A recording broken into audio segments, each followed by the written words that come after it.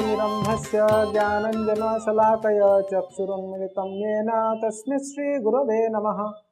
श्रीचैतन्यमनोभीष्टं स्थापितं येन भूतले स्वयं रूपकदा मह्यं ददान्ति स्वपदान्तिकं। वन्दे अहं श्रीगुरोः श्रीयुतपदकमलं श्रीगुरुन् वैष्णवांश्च श्रीरूपं साग्रजातं सहगणरघुनाथान्वितं तं सजीवं साद्वैतं सावधूतं परिजनसहितं कृष्णचैतन्यदेवं श्रीराधाकृष्णपादां सहगणललिता श्रीविशाखान्वितं च। हे कृष्ण करुणा सिन्धो दीनबन्धु जगत्पते गोपेश गोपिकान्त राधाकान्त नमस्तुते। तप्त कांचन गौरांगी राधे वृंदावनेश्वरी वृषभानुसुते देवी प्रणमामि हरिप्रिये। जय श्री कृष्ण चैतन्य प्रभु नित्यानंद श्री अद्वैत गदाधर श्रीवासादि गौर भक्तवृंद। हरे कृष्ण कृष्ण कृष्ण हरे हरे, हरे राम राम राम हरे हरे। हरे कृष्णा। पेनपिल्लाई रहस्यम की जय। सभी भक्तों का स्वागत है फिर से पेनपिल्लाई रहस्यम में। तो हम लोगों ने तिरुक्कुल्लूर जो तमिलनाडु के तिरुनेलवेली शहर के नज़दीक है, नव तिरुपति कहते हैं उसको। और तिरुक्कुल्लूर धाम की महिमा ऐसा है कि वहाँ पर कितना भी कठिनाई हो उस धाम में रहना चाहिए। तो वहाँ पर रामानुजाचार्य जाते हैं, तब तक एक छोटी सी बालिका वो जगह छोड़कर जा रही थी। तो उनसे पूछते हैं कि क्यों जा रही हो छोड़कर, तो फिर वो कहती है कि नहीं, मैं जगह पे नहीं रहना है। तो रामानुजाचार्य कहते हैं यहाँ नहीं रहना है, इतना पवित्र स्थान है, कितना भी कठिनाई हो रहना चाहिए।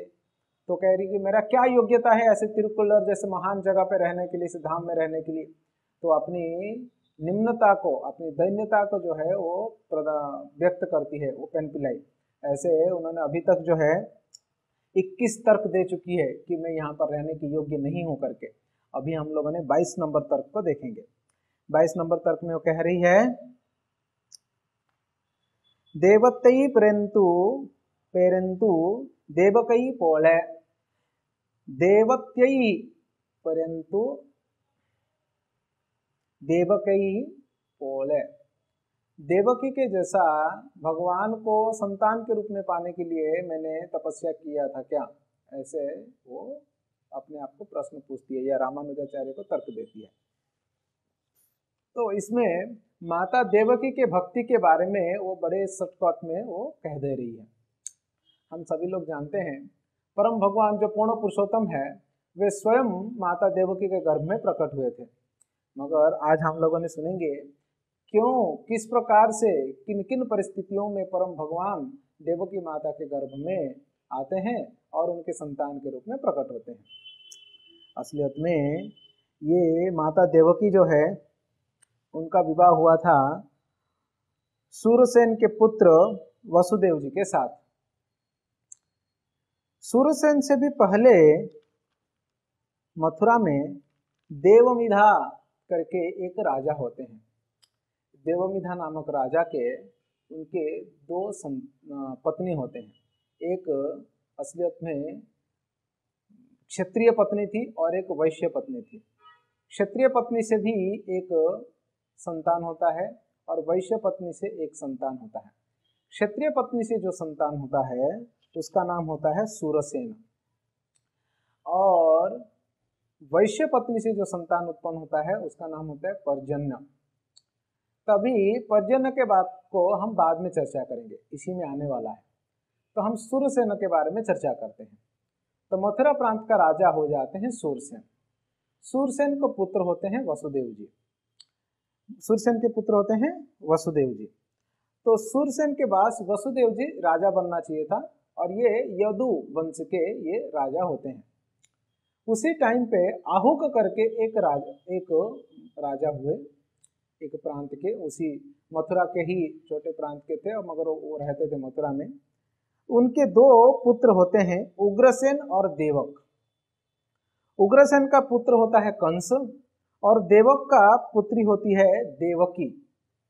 यानी देवकी माता का पिताजी का नाम है देवक और उनके दादाजी का नाम है आहुक। आहुक के 2 पुत्र उग्रसेन, देवक। देवक का पुत्री होती है देवकी और उग्रसेन का पुत्र होता है कंस। इस प्रकार से कंस और देवकी भाई बहन होते हैं, चचेरा भाई बहन असलियत में। और ये देवक की पुत्री देवकी, उनका विवाह हो जाता है सूरसेन का बेटा यानी पुत्र वसुदेव जी के साथ।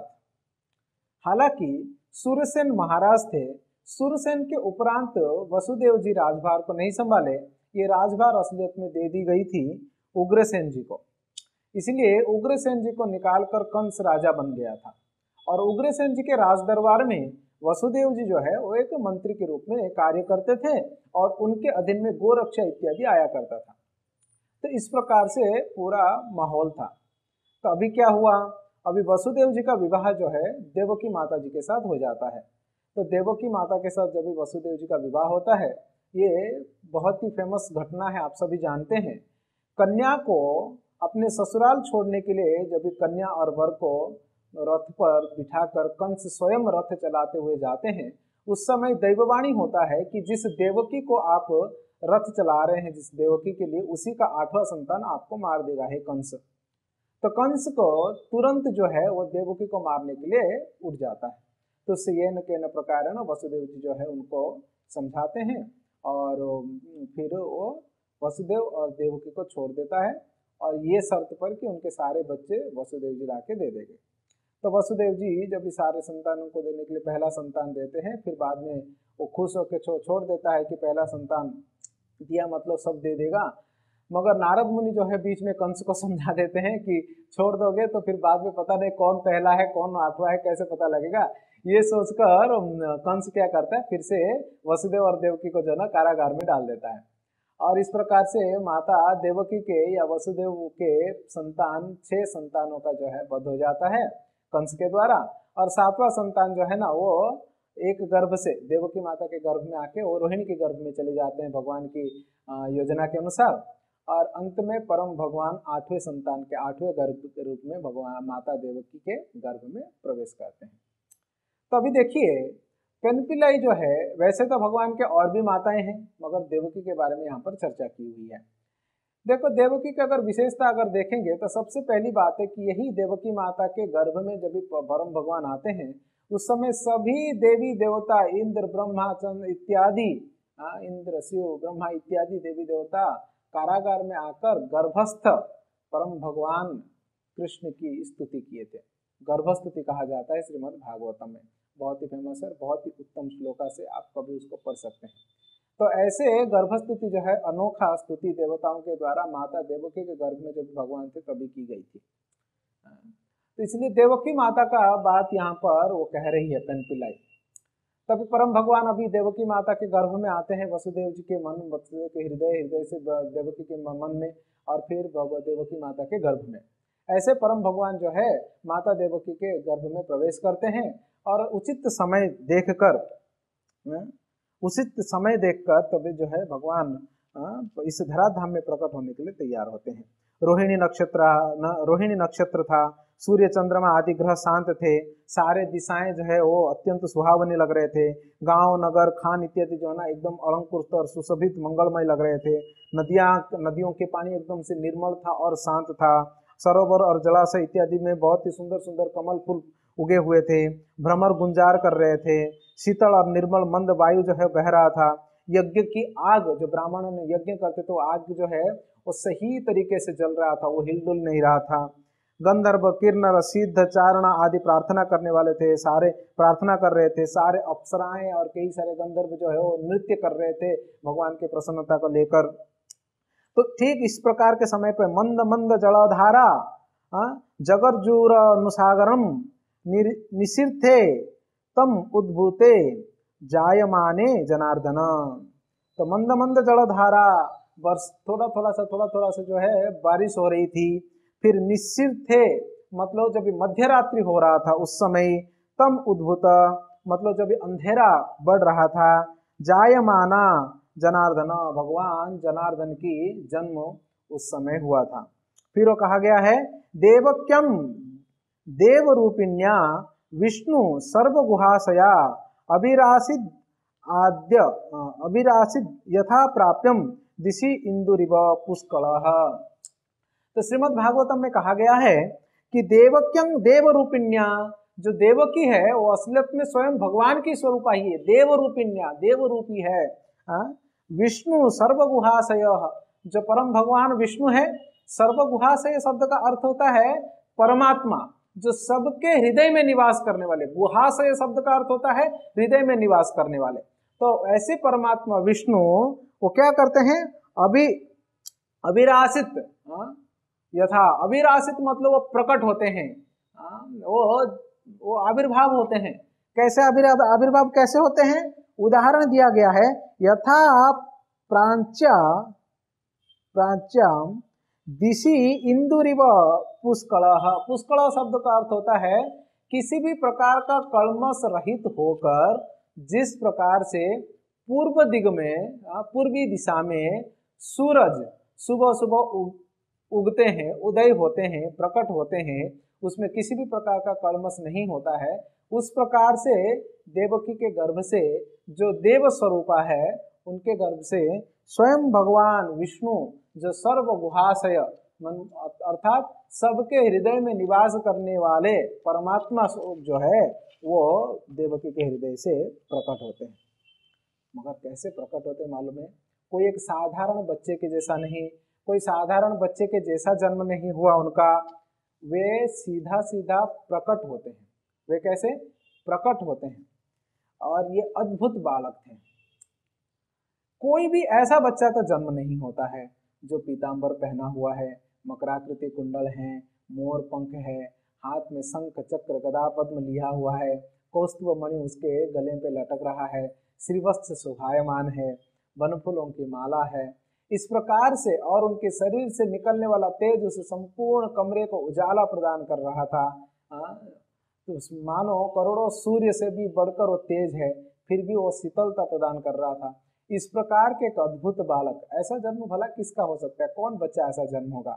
ऐसे माता के सामने, पिता के सामने जो है परम भगवान जो है वो प्रकट होते हैं। इसको देखकर वसुदेव जी बहुत प्रसन्न हो जाते हैं, उनके मन के सभी प्रकार की भय जो है वो खत्म हो जाता है, वो निर्भीक हो जाते हैं। देवकी माता भी निर्भीक हो जाती है, और इस प्रकार से बच्चे को देखकर वो मन में ही 10,000 गायों को तुरंत वसुदेव जी जो है वो दान कर देते हैं। मन में दान करना है बहुत बड़ी बात है। हम जब भी वसुदेव जी की बात आएगा तभी हम चर्चा करेंगे। फिर वसुदेव जी प्रार्थना करते हैं, आप भौतिक जगत से परे हैं, परमात्मा है, आप वही पुरुष है जिसमें आप बहिरंगा शक्ति से ये संपूर्ण भौतिक जगत को आपने बनाया है। हर वस्तु का मूल कारण आप ही हैं, आप सर्वव्यापी हैं, आपकी कुछ भी अंतर नहीं है, बाहर नहीं है। संपूर्ण विश्व का आप सृजन पालन संहार भी आप ही करते हैं, और तीनों गुणों के नियंत्रक है, परम ब्रह्म है। और वैसे असलियत में आप देवकी के अंदर प्रवेश नहीं किए थे, आप तो पहले से ही थे उसके अंदर, क्योंकि आप अंदर और बाहर जो है ना सब जगह हमेशा विद्यमान रहते हैं। इस प्रकार से वसुदेव प्रार्थना करते हैं। वसुदेव जी का प्रार्थना खत्म होने के बाद देवकी माता प्रार्थना करती है। अभी देखिए माँ का हृदय होकर वो प्रार्थना क्या कर रही है, अलग अलग रूपों में अव्यक्त, अद्यम, ब्रह्म, ज्योति, निर्गुण, निर्विकार, निर्विशेष और निरहम सहतम, ये सब जितने रूपों के बारे में चर्चा की गई है विभिन्न वेदों में, शास्त्रों में, असलियत में सहत्वम वही आप ही है और कोई नहीं है। साक्षात विष्णु, आप साक्षात विष्णु हैं, और जितने सारे अवतारों की चर्चा की गई है वो सब आप ही हैं। संपूर्ण ब्रह्मांड के प्रलय अंत के बाद आप ही शेष बच जाते हैं। पूरा संसार जब भी प्रलय हो जाता है उसमें से कोई बच जाता है शेष, तो आप बच जाते हैं। भले ही लीला के लिए काल स्वरूप है, परंतु आप ही सौभाग्य का आगार हैं। ऐसे आप स्वयं काल ही है, भयंकर है, परंतु वो तो आप सृष्टि लीला के समय लीला के लिए ऐसा काल के रूप में प्रकट होते हैं। नहीं तो आपका स्वरूप जो है ना अत्यंत मंगलमय है और सबको शुभ प्रदान करने वाला है, भक्तों के भय को दूर करने वाले हैं आप।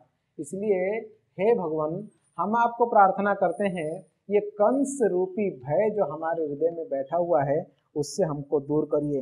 हे प्रभु, आप इस प्रकार से जो प्रकट हुए हैं, तो आप इस प्रकार से जो प्रकट हुए हैं चतुर्भुज में और ऐसा स्वरूप में, ये तो प्रैक्टिकल नहीं है। बाहर के लोग क्या सोचेंगे, मेरे गर्भ से एक संतान जन्म हुआ और वो 4 भुजा वाला, कोई विश्वास नहीं करेगा। हालांकि ये अप्राकृत रूप है आपका ये दिव्य रूप है, ये तो महानता है कि आपकी कृपा है कि आप मेरे गर्भ में प्रकट होते हैं। मगर लोग जो है इसको विश्वास नहीं करेंगे कि मेरे गर्भ से आप प्रकट हुए हैं करके। इसलिए आप अपने मूल स्वरूप में वापस आ जाइए।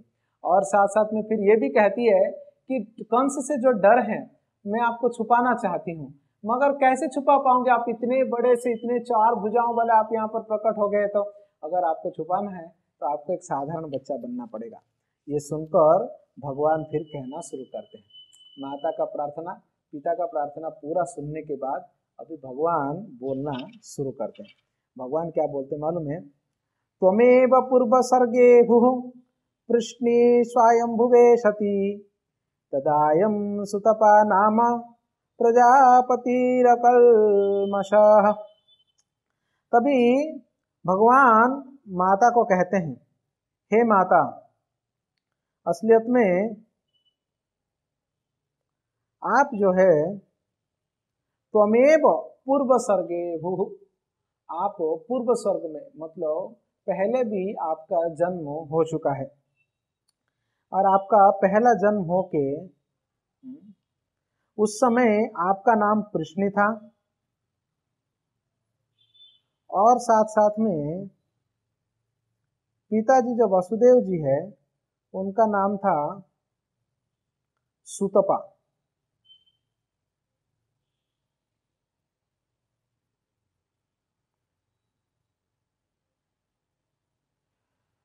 आपका जन्म पहले भी हो चुका है और आप कृष्णी, और पिताजी का नाम जो वसुदेव जी हैं, मेरे पिताजी हैं अभी, तो उनका नाम जो है वो सुतपा था।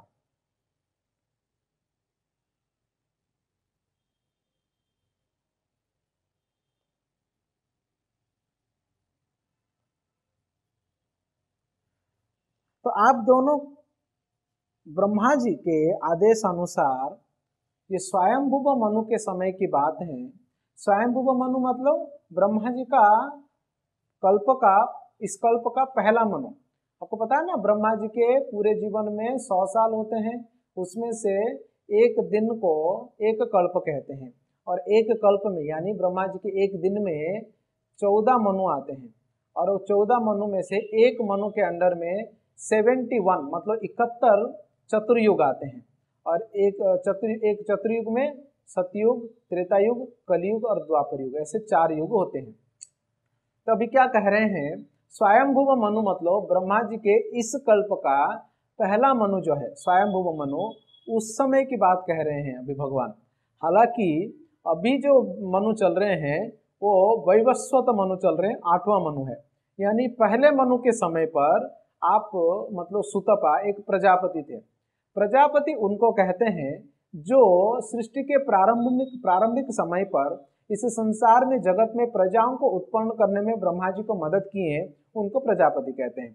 ब्रह्मा स्वयं ही एक प्रजापति है, मनु प्रजापति है, कश्यप प्रजापति है, ऐसे अनेकों, दक्ष प्रजापति है, ऐसे अनेकों प्रजापति हैं जिन लोगों ने सृष्टि के प्रारंभ में ब्रह्मा जी को इस संसार में जनसंख्या को बढ़ाने में मदद किए हैं, उनको प्रजापति कहते हैं। यानी प्रजाओं को उत्पन्न करने में ये लोग मदद किए थे, और ब्रह्मा जी का आदेश उन लोगों को, इन प्रजाओं को उत्पन्न करने के लिए हुआ करता था। तो सुतपा नामक प्रजापति को जब ब्रह्मा जी ने आदेश दिए प्रजा उत्पन्न करने के लिए, सुतपा वो अपने पत्नी कृष्ण के साथ मिलकर उन्होंने क्या किए, अपने इंद्रियों को निग्रह करते हुए वे सबसे पहले परम भगवान विष्णु की आराधना किए। उन्होंने अत्यंत कठोर तपस्या किया। उस तपस्या के दौरान सर्दी, गर्मी, ठंडी, सभी प्रकार के बारिश इत्यादि वातावरणों को सहन करते हुए, सभी प्रकार की इंद्रियों को दमन करते हुए कठोर तपस्या को उन्होंने स्वीकार किया। इस दौरान उन्होंने सूखा पत्ता और कई दिन केवल हवा खाकर, यानी केवल हवा को स्वीकार करके ही अपना शरीर को निर्वाह किया। आप विश्वास नहीं करेंगे, इस प्रकार के उन लोगों ने 12,000 साल तपस्या किया। कितना? 12,000 साल।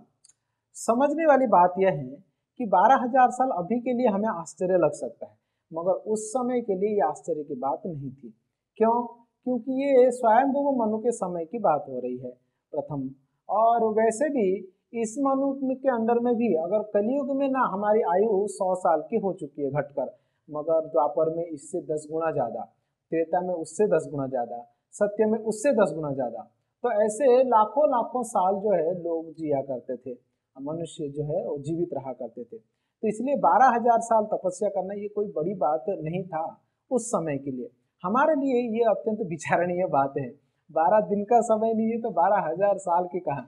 हम लोग तो जीते ही 60 साल, 100 साल की आयु तो भगवान ने दिया हुआ है कलयुग के लिए, मगर हम लोग इतना बदमाशी करते हैं तो हम लोग को केवल 60 साल जीने के लिए ही प्रकृति छूट देती है, और उसके बाद हमको प्रकृति के जो है हमारा प्राण चला जाता है। तो इस प्रकार उन लोगों ने बहुत ही अत्यंत कठोर तपस्या उन्होंने क्या किए, 12,000 साल जो है उन्होंने किए, ऐसे बताया गया है। फिर प्रश्न कभी कभी उठ सकता है, क्या केवल इतना 1000 सालों तक तपस्या करने से भगवान को पुत्र के रूप में पा सकते हैं? क्या भगवान को प्राप्त करना तपस्या काफी है? ऐसे तो हम बार बार सुनते आ रहे हैं कि भक्ति के बिना भगवान को प्राप्त नहीं किया जा सकता है। भक्त्या माम अभिजानाति, भक्ति ही एकमात्र उपाय है उनको प्राप्त करने के लिए।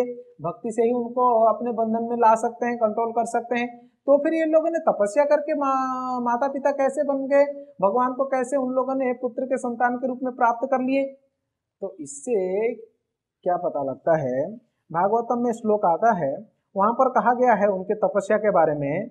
एक्चुअली भगवान ही इस बात को कह रहे हैं, क्योंकि अभी भगवान खुद अपने माता पिता को उनके पूर्व जन्म के बारे में बता रहे हैं ना, तो इसलिए वो कह रहे हैं, तदा वांग परितुष्टोहम मोनं वपुषा नद तपसा श्रद्धया नित्यम भक्त्या च हृदि भाविनः। तो उन्होंने तपस्या किया, मगर किस प्रकार के तपस्या किया? तपसा श्रद्धया नित्यम, उन्होंने तपस्या किया श्रद्धा से, प्रतिदिन, मतलब डिसकंटिन्यू होकर,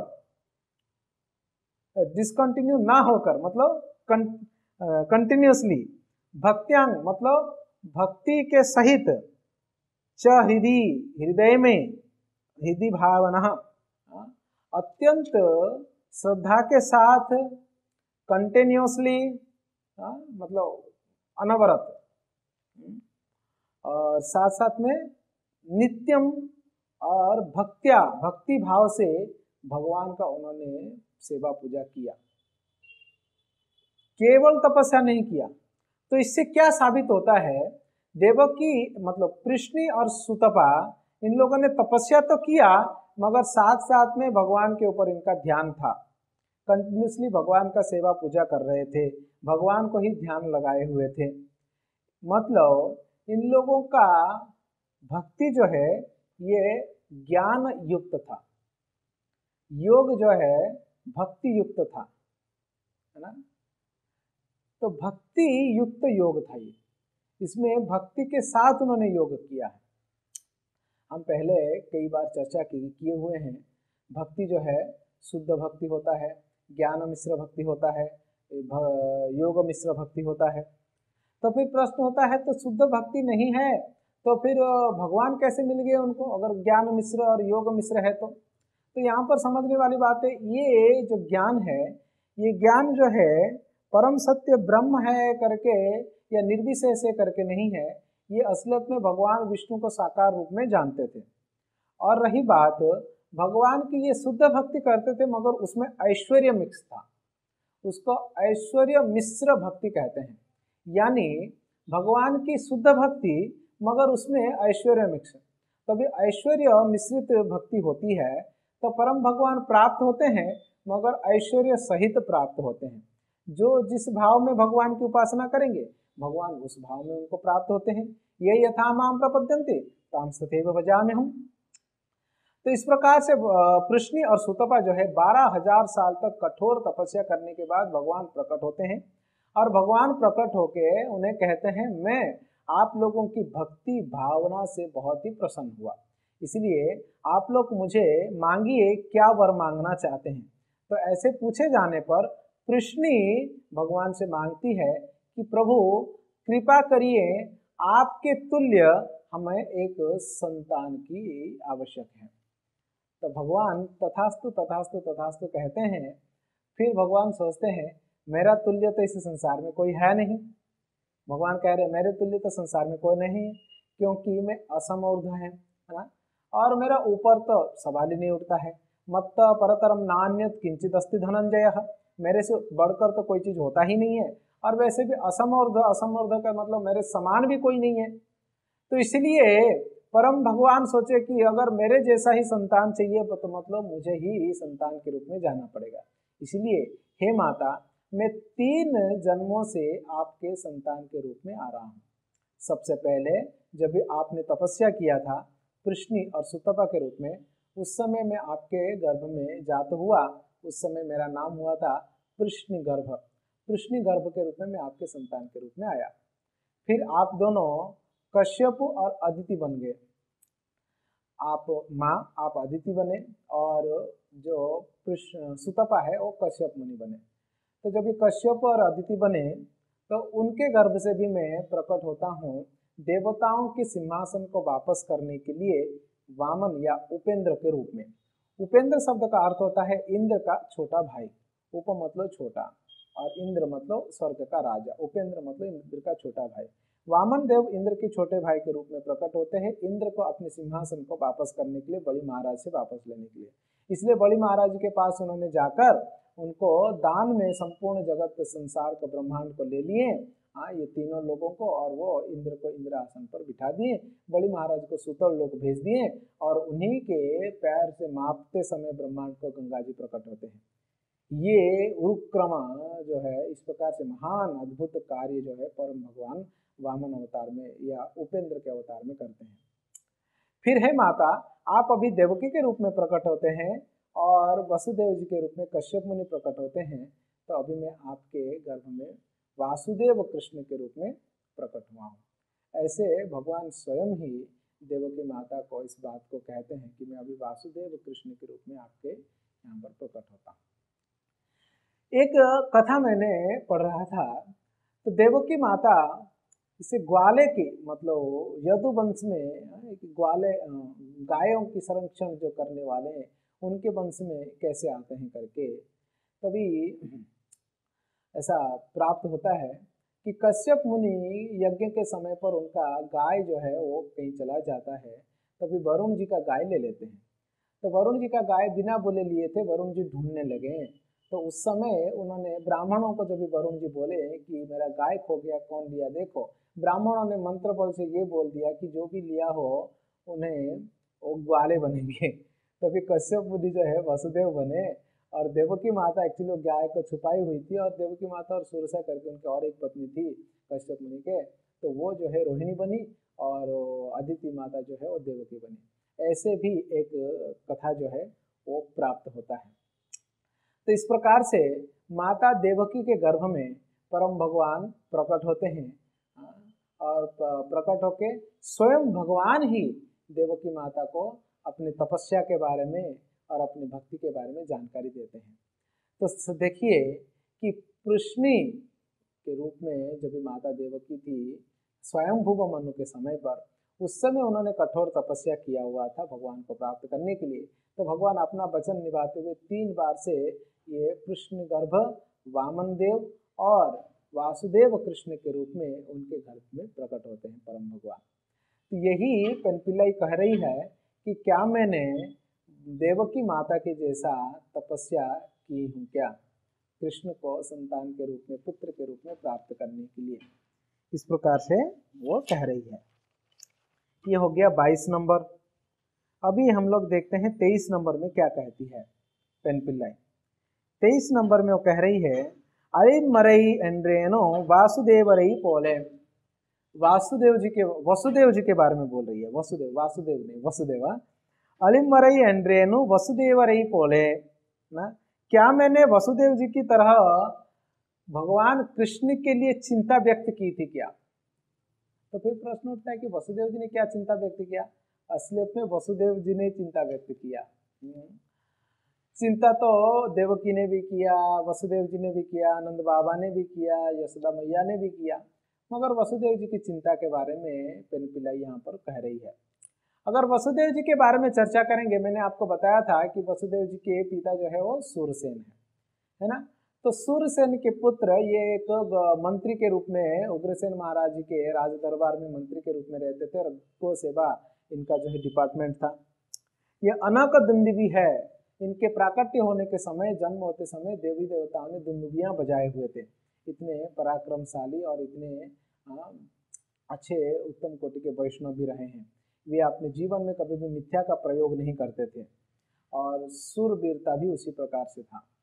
तो ऐसे जो वसुदेव जी है उनके बारे में यहाँ पर कहा जा रहा है, वो चिंता व्यक्त कर रहे थे करके। वे हमेशा भगवान कृष्ण को बचाने के लिए चिंता व्यक्त किए हैं। आप अगर देखेंगे, जब देवी देवताओं ने ये अनाउंस कर दिया कि आपकी बहन के 8वां संतान जो है मार देगा करके कंस को, तो कंस तुरंत ही देवकी माता की चोटी पकड़ लिया उनको गर्दन काटने के लिए। तो तभी वसुदेव जी ने बहुत मेहनत किया। वसुदेव जी समझ गए कि परम भगवान स्वयं मेरे पत्नी के गर्भ में मेरे पुत्र के रूप में आने वाले हैं, तब ये न के न प्रकार न मुझे और मेरे पत्नी को जो है जीवित रहना पड़ेगा, तभी भगवान प्रकट होंगे। तो उन्होंने कंस को समझाने के लिए बहुत प्रयास किए। उनको आत्मा का ज्ञान, धर्म का ज्ञान, सभी प्रकार के ज्ञान अपने क्षमता के अनुसार बोलने लगे। हालांकि उस समय एक हाथ में कंस का तलवार था, दूसरे हाथ में देवकी माता का चोटी था। कंस तो एक सुनने के लिए तैयार नहीं था वसुदेव जी का। समझा समझा के वसुदेव जी थक गए। फिर भी वसुदेव जी हार नहीं मान रहे थे। साम दाम दंड भेद सभी प्रकार के उन्होंने प्रयोग करने के लिए प्रयास किए। वैसे भी कंस तो खड़ा है, उसके साथ लड़ाई करके कोई फायदा नहीं है, इसलिए उन्होंने क्या किए, अंत में एक और प्रयास किया। देखो कंस, असलियत में आपका जो सूरवीरता है, आपका जो फेम है, वो कम हो जाएगा जब भी आप देवकी जैसे स्त्री को मारेंगे। संसार जानता है अनाउंसमेंट की वजह से कि देवकी नहीं, देवकी का 8वां लड़का आपको मारेगा या आपका शत्रु बनेगा। देवकी तो शत्रु नहीं है ना, तो इसलिए देवकी को छोड़ दो। मैं वचन देता हूँ, जो 8वां संतान क्या, सारे जो संतान प्रकट होंगे देवकी के, मैं लाकर आपको दे दूंगा। हालांकि ऐसे कहा गया है, जब इस बात को कह रहे थे वसुदेव जी, प्रथम अध्याय का 10वें स्कंद के 54 नंबर श्लोक में, न यस्यास्ते भयम सौम्यम यद्वे साहा शरीरवाक पुत्रान समर्पयिष्येष्या एतत्से भयम उपस्थितम। इसका अनुवाद करते, इसका अर्थ यह है कि आपको जो भय है ना देवकी के पुत्र, वो सारे पुत्रों को लाके दे दूंगा।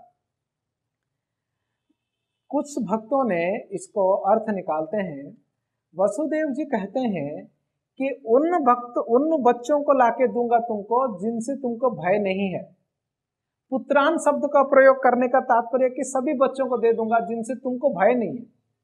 वो शब्दों का ऐसे, वो बुद्धिमान थे, बहुत चालाक और बुद्धिमान थे, मंत्री थे वो, तो इसलिए शब्दों का ऐसे प्रयोग किए जो कंस का दिमाग चकराया, वो समझ नहीं पाया असलियत में।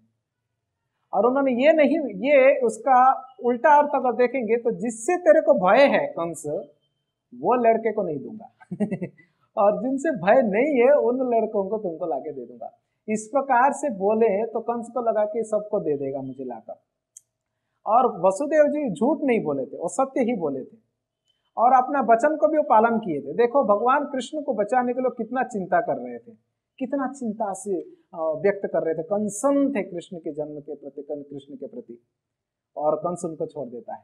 और पहला संतान होता है तो लेके चले जाते हैं, कीर्तिमान कुछ तो नाम था उसका, कंस के पास। तो कंस के पास लेते हैं तो कंस समझ जाता है कि हाँ वसुदेव से याद। कंस जैसा क्रूर व्यक्ति भी वसुदेव जी को बातों को मान लिया था, क्योंकि जो असलियत में संत स्वभाव के होते हैं, साधु स्वभाव के होते हैं, वो ना अपने जैसे नहीं होते हैं। कुछ लोग गाली देते हैं, कुछ लोग सम्मान करते हैं, ऐसे नहीं। वो संत ऐसे होते हैं, धीर धीर जन प्रिय प्रिय करो। वो अच्छे लोग भी अच्छा बोलते हैं, बुरे लोग भी अच्छा बोलते हैं उनको। ऐसे संत होना चाहिए, बड़ा मुश्किल है ना। तो वसुदेव जी ऐसे थे, उनका कोई शत्रु नहीं था और वो हमें कभी भी झूठ मिथ्या का प्रयोग नहीं करते थे, किसी भी परिस्थिति में नहीं। इसलिए कंस जैसा क्रूर व्यक्ति भी, कंस जैसा रजोगुणी व्यक्ति भी, कंस जैसा असुर स्वभाव का व्यक्ति भी वो वसुदेव जी को जो है वो बातों को स्वीकार किया और मान लिया। और वसुदेव जी जो है पहला संतान को सच में अपने बोला हुआ वचनों को निभाते हुए लेकर जाते हैं, मगर कंस जो है ना वापस कर देता है कि अरे ठीक है, मेरे को 8वां लड़का चाहिए, लेके जाओ। ठीक है, नारद मुनि आकर उनको टिहा देते हैं, इसलिए कंस जो है उनको कारागार में डाल के फिर पहला ही संतान से मारना शुरू कर देता है। तो इस प्रकार से मारते मारते गए, तभी भगवान जब भी प्रकट होते हैं तो वसुदेव जी चिंता व्यक्त करते हैं भगवान के सामने जन्म होने के बाद। आप ये चतुर्भुज के साथ यहाँ पर प्रकट हो गए, फिर कैसे हम करेंगे आगे। तो इस बात, उस चिंता को देखकर भगवान खुद वसुदेव जी को कहते हैं कि आप ऐसा करो, अगर आप कंस से डर रहे हो अभी भी वात्सल्य प्रेम की वजह से, तो आप क्या करो, मुझे लेकर जो ना गोकुल में छोड़ दो। ये भगवान जी का आदेश था।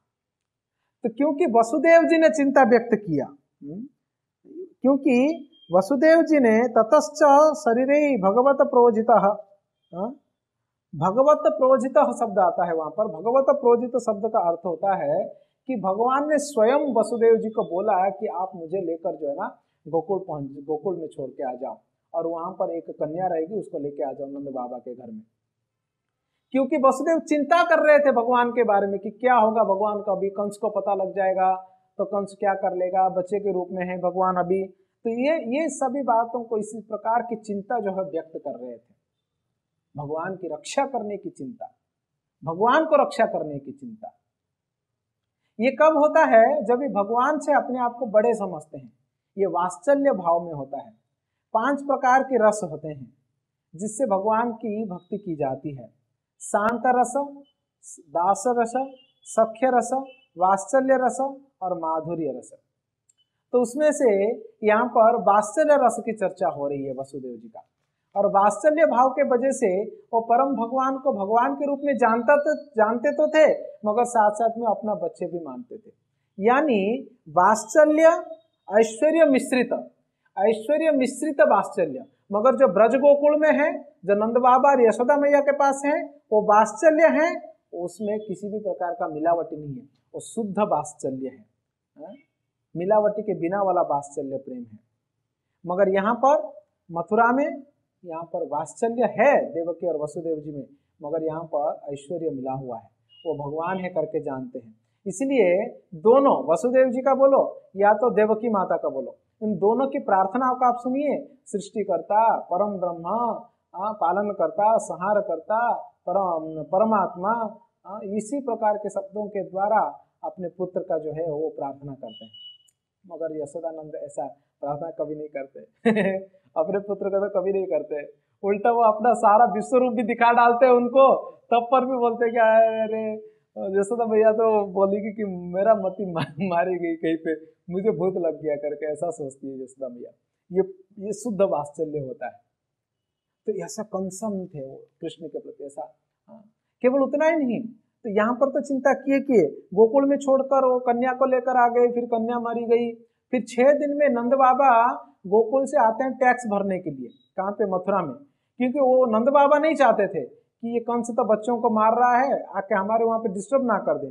इसलिए बोले कि चलो छोड़ो, 6 महीना 1 साल का टैक्स भर देते हैं, लेके 1-2 साल का, वो कंस जो है ना अपने उधर आएगा ही नहीं दिमाग खराब करने के लिए। ये सोचकर जब भी नंद बाबा आते हैं टैक्स भरने के लिए, ये खबर मिलता है वसुदेव जी को। और जब भी वसुदेव जी को खबर मिलता है, वसुदेव जी तुरंत नंद बाबा से मिलने के लिए जाते हैं। क्यों मिलने के लिए जाते हैं? वो नंद बाबा असलियत में उनके मित्र भी थे, वैसे एक दृष्टि से भाई ही है, और मतलब भाई हैं और साथ साथ में मित्र भी थे। और अपने ही एक और पत्नी को वसुदेव जी, रोहिणी जो है ना वसुदेव जी की पत्नी है ना, उनको जो है ना नंद बाबा के संरक्षण में रखा हुआ था। मगर उनका भक्त कहते हैं आचार्य, उनका मूल उद्देश्य था कि कृष्ण की पूछताछ करने के लिए, कृष्ण की सही सलामती को जानने के लिए वो नंद बाबा से मिलने के लिए जाते हैं। और नंद बाबा से मिलते हैं कि अरे आप आ गए, और मैंने सुना बहुत दिनों के बाद आपका एक संतान जन्म हुआ है, कैसे है आपका सब, गाय वगैरह सब ठीक है, गोवंश ठीक है, उनको चारा मिल रहा है, गोकुल में कोई डिस्टर्बेंसेस तो नहीं है ना, आपका पुत्र संतान कैसा है। तो शुरू में ही गायों के बारे में पूछते हैं। गायों के बारे में पूछने के द्वारा अगर गाय सुरक्षित है, गायों को ठीक से सब कुछ मिल रहा है, समाज में डिस्टर्बेंसेस नहीं है, इसका मतलब है संतान भी ठीक रहेगा। फिर बाद में संतान के बारे में पूछते हैं, फिर रोहिणी के पुत्र के बारे में पूछते हैं। ये भी पूछते हैं कि कहीं रोहिणी का पुत्र आपको बाबा करके बोल रहा है ना, तो इस प्रकार से भी पूछ रहे हैं। तो अल्टीमेटली घुमा फिरा के वो कृष्ण के बारे में जानना चाहते थे। नंद बाबा अपना पुत्र का सही सलामती बताकर फिर वो कह रहे हैं कि अरे मैंने सुना बहुत सारे संतानों को कंस ने मार दिया, हम बहुत दुखी हुए सुनकर। नंद बाबा अपना दुख जाहिर करते तो, और मगर वो देवकी को लेकर नहीं गए थे नंद बाबा से मिलने के लिए, क्योंकि वो माँ है ना, वो अपना भाव को रोक ना पाके अगर पूछ डाले कि मेरा बेटा कृष्ण कैसा है करके, तो समस्या हो जाएगा वहां पर। तो इसलिए वसुदेव जी खुद गए हुए थे, देवकी को बिना बोले बिना बताए, और वो चाहकर वहां पर अपने ही संतान के बारे में पूछताछ कर रहे हैं। तो ये वसुदेव जी का कंसर्न, ये वसुदेव जी का चिंता है कृष्ण के प्रति। तो पेनपिल्ला इस श्लोक में कह रही है, क्या मैंने वसुदेव जी के जैसा कृष्ण के लिए चिंता व्यक्त की हूं क्या, जिससे मैं इस तिरुक्कल्लर नामक स्थान में रहने के योग्य बन सकती हूँ। अलिमरई एंड्रेनु वसुदेवरई पोले, ऐसे करके वो कहती है। रामानुजाचार्य आश्चर्य होते जा रहे थे कि क्या सिद्धांत, क्या भक्त, क्या पुराणों की ज्ञान इस छोटी सी बालिका को है तिरुक्कल्लर का। फिर ये वसुदेव जी के बारे में 23 नंबर सेंटेंस में कहने के बाद 24 नंबर सेंटेंस में वो यशोदा मैया के बारे में कहती है, यशोदा मैया की भक्ति के बारे में। तो हम लोगों ने यशोदा मैया के बारे में जो है ना नेक्स्ट क्लास में सुनेंगे। ये सब छोटी छोटी कथाएं हैं, और हम नेक्स्ट क्लास में जो है ना यशोदा मैया के बारे में सुनेंगे।